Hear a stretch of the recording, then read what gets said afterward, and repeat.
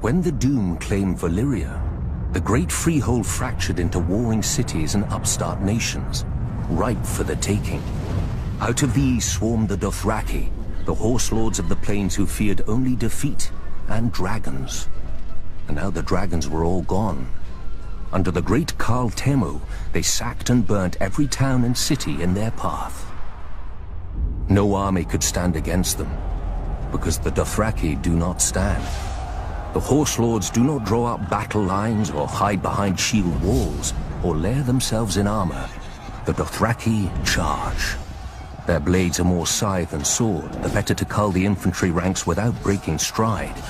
Even their archers fire from horseback so that advancing or retreating, the arrows never cease. To the Dothraki, a man who does not ride is no man at all, without honor or pride. When the city of Quohor realized Khal Temu was coming, they strengthened their walls, doubled their own guards, and hired 2 full companies of sellswords. The Dothraki were used to glorified farmers with spears. Quohor would show them a proper army, with mounted and armored cavalry to match the Horde's own. As an afterthought, the city leaders sent an envoy to Astapor to buy Unsullied. The slavers had always claimed that the Unsullied were the great Giscari legions come again. Few cared. The dragon-burned ruins of Old Gis were a stark reminder that the age of the foot soldier was over. The envoy had his orders, however, and quickly bought 3,000 Unsullied for the long march back. For Unsullied do not ride. But while they marched, Khal Temu arrived at Quohor. I can imagine how pleased the Khal was to finally face a challenge. By the end of the battle, crows and wolves feasted on what remained of Quohor's heavy horse. All the sellswords had fled.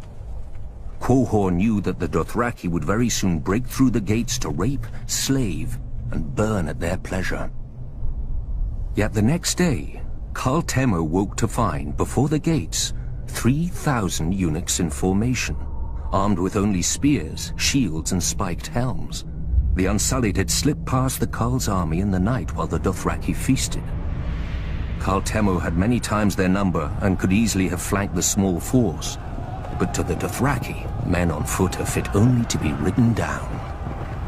18 times the horse lords charged, and 18 times the Unsullied locked their shields, lowered their spears, and held the line against 20,000 Dothraki screamers.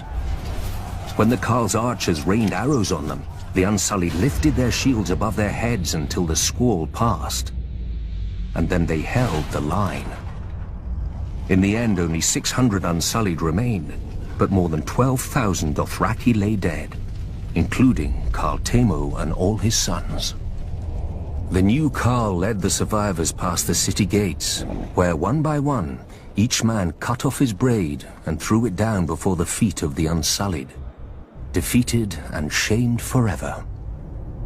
Since that day, the Unsullied fill the ranks of cities and households wealthy enough or desperate enough.